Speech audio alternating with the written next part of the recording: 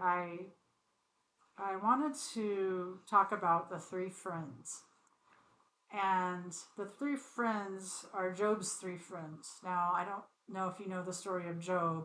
Basically, Job is the devil comes to God and says, um, let me have Job, basically. So God gives the devil permission to get to Job. And so the devil curses him in a lot of ways. He takes away his family. His whole family is annihilated. He loses all his possessions. He gets like these sores all over his body. He loses all his wealth. He's just lost everything. Um, he just got sifted like wheat. And I had a really good friend of mine tell me, she's like, or he was like, you're kind of like Job. And so it prompted me to start studying Job because I didn't really know. I knew that he had gone through a lot. I just didn't know the whole story about him. And so I did a Bible study on Job, and it led me to these three friends. God spoke this out to me. He's like, you need to look at these three friends. And it's interesting because, I've had, different types of friendships and everything like that, and never thought about some of this stuff. So this is really amazing. And anyway, Proverbs 18:24. One who has unreliable friends soon comes to ruin, but there is a friend that sticks closer than a brother. And I'm going to read to you Job 2, chapter 2, verse 11 through 13. When Job's three friends, Eliphaz, I don't know if I'm butchering their names or not, Eliphaz the Timite, Bildad the Shite, and Zophar the Nithite, heard about all the troubles that had come upon him, meaning Job, so they set out from their homes and met together by agreement to go and sympathize with him and comfort him. When they saw him from a distance, they could hardly recognize him. They began to weep aloud, and they tore their robes and sprinkled dust on their heads. They sat on the ground with him for 7 days and 7 nights. No one said a word to him, because they saw how great his suffering was. So these three friends, they loved Job, and obviously, based on their actions, they cared about him a great deal, because they left their homes, all that they knew, to go be with Job. And when they saw him, they were like, oh my gosh, this is really bad. And so they started weeping, and they were grieving with him, and they were sympathizing with him, and they were being in his presence. And I love that they were present with him for 7 days, and they didn't say a word to him. They were just with him for 7 days and 7 nights. So they were present with him and his experience. And I'll tell you that when I was first diagnosed, I had two sides. Like, some friends were very friends and family were very just there. They were just there. There wasn't they didn't they didn't come to solve it or anything like that. They were just in my presence. And I just remember like um telling my sister I was scared, and like she's just hugging me and she's just being there for me. She wasn't taking it, doing anything about it. There isn't anything she can do about it.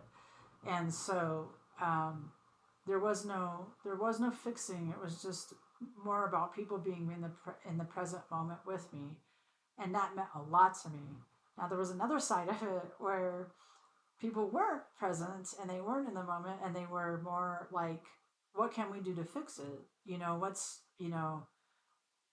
maybe you need to go to Mexico. Or I had a friend that went to Mexico. Maybe you should go to Mexico. And then, well, let me take you through a technique that will help you with your feelings, and just different things like that. And they're two drastically different sides. Now, I'm not saying that the ones that are trying to fix it don't love me, because I do believe that they do, and that's why they're going into that mode. But that's just a default that people go into right away is, what can we do to fix it? Like, we got to solve this problem. And I'm saying that this other way of being present with somebody and not trying to fix it is more likely the way to go. Um, at least for me. And maybe asking, like, what could I do to support you is a really good question. Like, if you don't know what to do, ask that question. And they might tell you, oh, I don't need anything. That was really my MO, is to say, oh, I'm fine, I don't need anything. It's really, I guess, really showing up for somebody. Like, what is it that you need? And so I had so many people come and rally for me and just be there, and they didn't even ask if I wanted food. They just brought food. They brought, money, like just any, like just to help. And anyway, so they left their homes to go be with Job, to grieve with him, to cry with him, to sympathize with him, and to be present for him. But it doesn't stop there for them. There's more. And whenever there's a but, it negates what happened before, right? So it's negating what they've already done. They showed up for him, but and this just stuck out to me a lot. So they all three of these friends challenged Job with their wisdom and their righteousness. So after the 7 days was over, they just let Job have it. It's like, well, you must have done something wrong to deserve this, because I mean the only explanation is that you sinned and that you've done something wrong in God's eyes, and that's why you're being punished. They used all their wisdom and their righteousness to tell Job he must have done something to deserve his kids getting killed. And they kept telling him, just repent, and and he goes back to them and tells them, I didn't do anything wrong. I have been doing everything that I'm supposed to do, and so there isn't anything for me to repent. So, and Job actually calls them miserable comforters, and Job 16:2, that's what he calls them, because they start off fine, but then they go into this whole direction of they got all this wisdom, and I would compare that to the friends that I have that have gone into their own wisdom, like go to go to China. I go to China. No one told me to go to China. Go to Mexico. Go to Tahiti. Go to. I mean, it was coming from all directions. Go do this thing. Like, what you're doing isn't going to be the right way. So go do it. Go to do it this way. This is the right way to go. So they're using their own wisdom versus trusting in the Lord, and putting trust in God, that God knows the direction that I would need to go in. So God eventually condemns the three friends' advice, and he says in Job 42:7, I am angry with you, Eliphaz, and your two friends, because you have not spoken the truth about me. So they're telling him, they're telling Job the wrong things. And God's like, you're lying. You're not telling the truth. This isn't it. This isn't it. Your wisdom's off. So the trials that Job faced were not related to his behavior. God used the sufferings as a test and as a part of his sovereign plan in Job's life. So we can learn. We have a lot to learn from Job and his friends.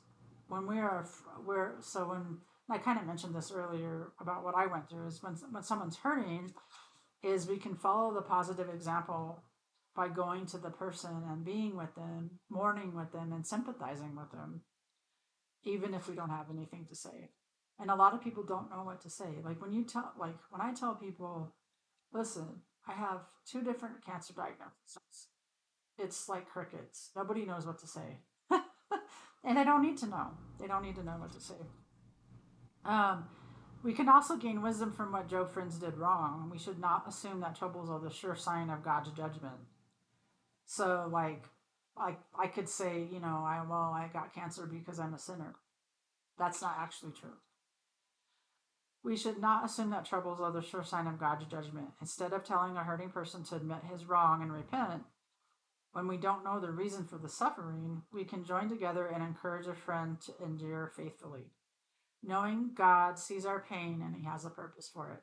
That is a true story. God has a purpose for the pain. I know that is true in my case.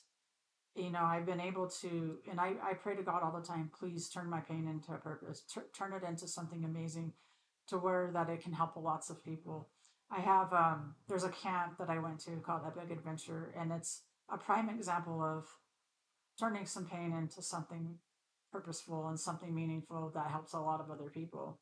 And it was, the son had died from cancer, and they turned that into an adventure camp for cancer survivors, and is helping so many people. It helped me tremendously to understand that I don't have to let cancer limit me. And and I anyway, this is my endorsement of epic experience, life beyond cancer. Google it. Sign up for their camps if you can, because it's truly phenomenal what they're doing. And that's what he's saying, is like, how can we turn this into something positive? Instead of telling this hurt person they're wrong, what can we do differently? Maybe just being present with them, and they might not see, like, I don't know if I would say, right as someone's suffering, there's gonna be some purpose in this. There's gonna be some purpose in this pain. I don't think I'd recommend that, saying that right away. Might not go over too well. I know I probably didn't want to hear that, because I'm in pain. So it's like, you know, as that person's coming out of it, and like, it took me a little bit to come out of it, but I was open and receptive to what people were saying. When we turn our focus to God, we can offer great encouragement and hope to those in need, helping those who suffer to see God at work. This is a great application of Romans 12:15. Mourn with those who mourn. When we are willing to enter into the pain of a suffering friend, we follow the example of Jesus, who came to bear our pain and suffer in our place. Our help to those in need is ultimately a way we serve Christ. Matthew 25:40. I just think that is what's helped me so much, is somebody just being there, just being present. I remember my sisters came to visit, and they're like, well, what are we going to go do? And what are we going to do? And I'm like, we don't have to do anything. I'm okay just being here, just being with you in these moments. I'm okay with that. I don't need to be entertained. I don't need to go to Buc-ee's. I did go to Buc-ee's, but I didn't need to go to Buc-ee's. Like, I don't need to go do anything to be away from them, or be distracted. I just love people being around. I just love that. And even if they're reading a book or something like that, I love that. So that is the three friends. And I hope that you got something out of that. I there was just, the scriptures amaze me, because I used to read the Bible all the time, and obviously didn't read it for a long time, like 15 years. And these stories now are just coming to light for me, and like, I'm seeing more things in the scriptures than I ever have before, like, kind of the behind the scenes. Um, Behind the scenes, I don't know if that's the way you would put it, but like, these four friends, like, focusing more on the four friends than on Job. What did these four friends miss? So I hope that you enjoyed this and that you got a lot out of it. And also, if you wouldn't mind, if you have questions, feel free to comment in the video, comment below, and just let me know if you have any kind of questions. It could be about the scriptures, it could be about my life, it could be whatever you want. If you have a question about cancer, diseases, whatever, I'm here to help. So I hope you enjoy it, and thank you so much for checking it out, and I'll see you in the next one.